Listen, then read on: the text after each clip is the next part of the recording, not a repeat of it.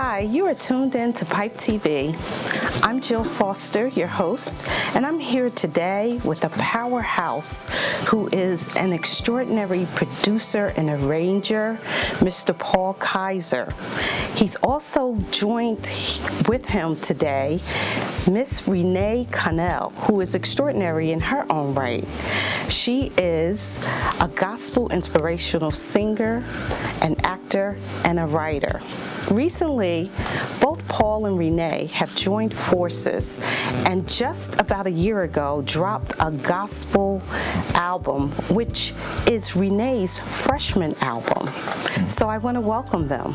Hi, Paul. Hi, Renee, how are you? Hi, how are you? Okay. That's great. I'm so happy to have you guys here. I'm excited about sitting with you today because, as I mentioned in my opening, both of you are extraordinary in your own right. So, Renee, I want to start with you. Okay. So, this is your freshman album. Can you explain to the viewers why you consider this to be your freshman album, and how did you come along the journey to have this extraordinary producer work with you to produce the album? Okay. I started out as a backup singer.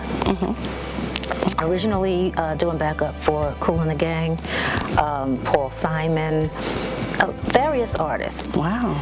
And in doing that, I met Mr. Kyser. Okay. And I started out doing studio sessions for him for some of his other artists.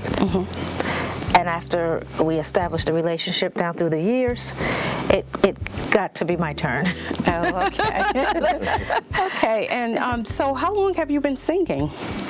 Probably since infancy. Since infancy. And when did you start on the journey of it becoming more of a career, of actually wanting to be, in plays and singing and writing? I think it was always in me. I think it's just who I am. Yeah. As far back as I can remember, I was always singing. And it may have started with watching TV shows where they would have singing and dancing, like Fred Astaire and Ginger Rogers. My older sister liked to watch those old movies. And I grew up watching that, and I was always fascinated by that. So I would say the first time I actually sang in public was probably in school, at a school program. And then later on, when I got in high school, I was in a singing group, and then the group started doing backup for Kool and the Gang, and it just went on from there. Oh, okay. Okay, so I also understand that you've been in stage productions with Vi Higgins, and Yes. What does the word alive mean to you? And can you just explain to the viewers what that's all about? Okay, Vi Higginson has an off-Broadway production called Alive 55 and Kicking. And I was fortunate enough to be selected to be in the cast. Now, this was a public audition.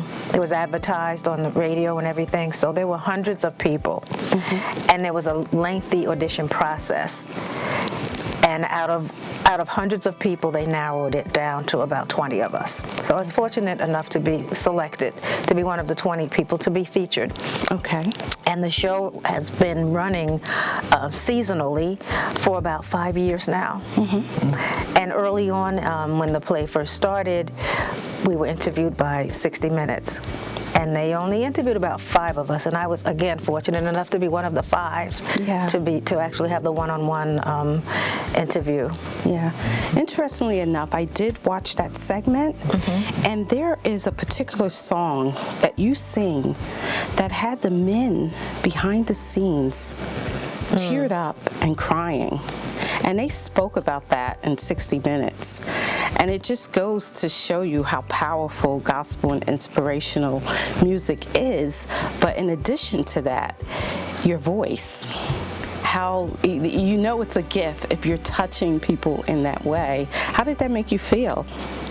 I'm always surprised by that. When people tell me, the song you're referring to from the show is If I Could. And, after the show, we would go and just walk among the audience and mingle with them, and somebody would always come with a story about how it touched them. And I think the story that touched me the most was that a woman had to bury her infant child, and she had someone sing that at the funeral for her baby. Yeah. So it's you just don't know the impact you're going to have on somebody else. So I always appreciate it when somebody tells me how it makes them feel, because it surprises me. Yeah. Well, I'm gonna. Before I shift gears to Paul, how was it working with Paul? Finally, you got your turn. Was it everything you dreamed it was going to be? Paul is tough. He's a nice guy. He's very laid back. He's calm, but he's very serious. He's very serious about what he's doing, and I like to play around a lot. So I got on his nerves sometimes. But he's a great person to work with. He's a great person to work with. He's a genius, and we actually work well together. We can feed off each other. We collaborated on 90% of the songs on my album. We co-wrote 90% of the songs. Wow! So it was a great experience. So the track is 9 in total. So that's quite a bit that you guys collaborated on together. That's great, Paul. Okay. Now, I called you an extraordinaire when it comes to producing and arranging. And I don't say that lightly. I have to admit that I did not know who Paul Kyser was, but after looking into who you are, I knew you, but didn't know that I knew you, if you get what I'm saying. Right. All of the different artists that you've worked with and the different music that you produced and arranged, you do jingles, you have decades in this industry. And I just want to, briefly, we could be here until next week talking about it, but if you can briefly share with the viewers your journey, where you came from, and what you've done, and just highlight a couple of your favorite achievements that you've accomplished on the way. Okay. I started about 9 years old. My godfather was a Saxton and a church, Clare Memorial Methodist Church in Jersey City. And so he would have me to come in to dust the benches off. Probably was about 8 years old. And I would go up in the choir loft, and there was this organ up there. And I would mess around, and I'd be playing that organ, just trying to figure things out. And one day Reverend Brown came in, and he said, "Paul, what are you doing?" And I got nervous. I said, "Oh, this is dusting the benches." He said, "Don't worry about it. You can play as much as you want with that organ." Then my mother was a piano player, and so she would play, and I studied, watched her. And then a lady across the street, she gave me piano lessons. So I learned that. I also played tenor sax. That was the beginning of my career. From I guess 8 years old, I knew what I wanted to do. I wanted to be somewhere in music. I sung with a group, and we did shows. We won local talent contests. But I think that I more or less want to be behind the scenes. Yeah. And so I went on to, as I was going to college, well, before I went to college, high school, I did a couple songs, and how we got the message about your songs, you'd be on the street corner singing. And I would teach certain groups my songs. Come to find out, they were on albums, and I didn't know nothing about it. So my first record that I charted was a song called The Dawning of Love. Then a group called, let me see, the New Sound Express. I got a little hit record with that. But my first big hit was when I was in college, and I sat down on a tree and I wrote this song called Body and Soul. That's the way it's got to be. And the group, they were all from Jersey City, and so I took that song, I shopped it to every single record company in New York. I couldn't give the song away. Wow. And everybody turned me down. So I was too embarrassed to tell the guys I couldn't get a deal. Wow. So it was only 9 cents a copy to press up, so I pressed up 2,000 copies, with my dorm telephone number on it, and I shipped it down to Baltimore, in Washington. And the next thing I knew, one of the guys at my dorm knocked on the door and said, "Paul, somebody named Jay Dudley want to talk to you." And he said, "Are you Paul Kyser?" And I said, "Yes." And he says, "You got that record Body and Soul?" And I said, "Yeah." He said, "You better press up a whole lot of records." And I said, "Why?" I said, "Because that record is a hit." Yeah, and so the rest was history. I had family, I had people that worked with me, so I learned at that time how well you can do in the music business. Then working with the Soul Generations on other songs, and then coming with a young group called Jimmy Briscoe and the Little Beavers, My Ebony Princess, and Where Were You When I Needed You. And here's a story that no one really knew about. But during the time of the Jackson 5, I don't know if I should say, but I'm going to tell you, we were turned away from Soul Train. Wow. They never gave us a reason why. But it's interesting. Jimmy, if you take a look and listen to the catalog of Jimmy Briscoe and the Little Beavers, you'll understand why. He was everything, and believe me, I love Michael Jackson. He's the greatest singer, all time. But you look at Jimmy Briscoe and the Little Beavers, and he was everything that what Michael Jackson wanted to look like. Then I worked with Russell Thompson. I worked with Stevie Wonder, and when I was 18 years old, I could have had a chance to work in Motown, but I didn't. I went on to work with a group called Rise. They had a couple of hits with them, Storm. I also worked with Tony Orlando and Dawn. I did things with the 3 Degrees. I toured with them as their actually conductor, and I didn't like traveling on the road, traveling out of the country. So I wanted to go home, and they all hid my passport, so I couldn't get out of the country. But back then it was easier. Some countries took passports, some didn't. And so we was out on the islands, and I said, "Do you take a check?" And they said, "Yes." So I wrote a check, and I came on back home. I went on to produce a guy by the name of Terry Tate. I worked with a guy named Mtume, and in the room with Sly, and some of the people who were very, very talented people. So I had that pleasure. I probably forgot as many as I produced. I did a lot of jingles, Christmas jingles. When I started out my career doing jingles, a guy was sick in a commercial house in New York, and so they asked me could I come in. And once I got that spot, that guy never got a chance to come back. So as an arranging conductor, I had to also go from doing live music with 50 musicians. I had to do like with computerized playing and computerized music. So I did that.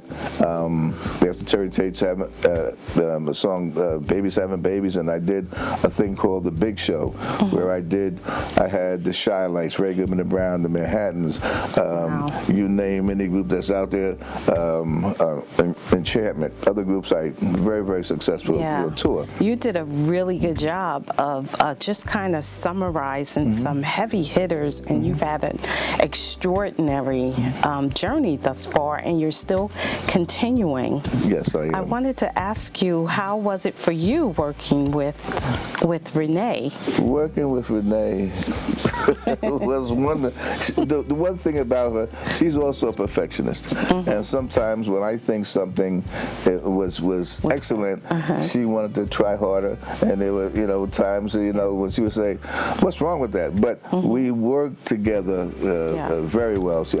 I could throw a track at her, music and something like that. I said, "Renee, come back with something," and I said, "She ain't gonna come back with nothing." And the next day, she's back. I got the song right, so she's that type of talent. I just want to say, and now with my career, with Rick Ross, Ace Hood, R. Kelly, and people like Joey Bad, ASS, and all these rappers, Ice-T, they're all sampling my songs, the hits that I had from back in the day. Yes. Your name. So I'm still current and still bringing out new artists. Yes, you are, and I'm really happy that you had a chance to really highlight what it is that you do, because sometimes people throw around words like extraordinaire, and I just wanted our viewing audience to know that, I'm not joking. You are someone who's had a terrific journey.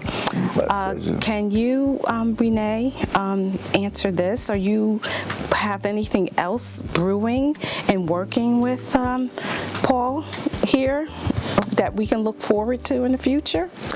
We are collaborating on a project for another artist that he has. Oh, okay.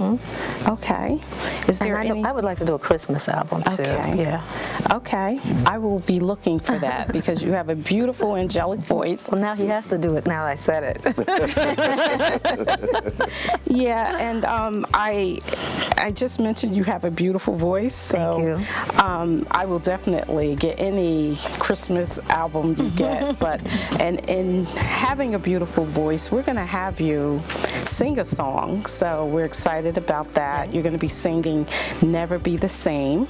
Yes. And I know that there's a story behind it that you already said that it would take too long to get people up to speed with it, but I guess the viewers need to really tune in so that we can figure out what that story is. But I'm really excited about hearing you sing. But before we wrap, real quick, I want you guys to let our viewers know how they can get in contact with you. Any social media platforms or anything you'd like to share? You want to go first? Okay, I'm on Facebook as Renee Connell. My website is my name, reneeconnell.com. I'm on Twitter, Instagram, everything is Renee Connell. Okay. And Paul? I can be reached at Alpha Mix Recording Studios. That's my recording studio, .com. So anybody who wants that, if you want to send a message, you can do that. Also, if you want to email me at pkyser63 at yahoo.com. That's P Kyser, Kyser 63 at yahoo.com. Thank you both for joining me in this studio today. Thank you for having us. Okay, thank you, my pleasure. You are tuned in to Pipe TV. I'm Jill Foster, your host, and we'll be right back. Hi, my name is Renee Connell, and I will be singing Never Be the Same from my album entitled You Are a Shield for Me.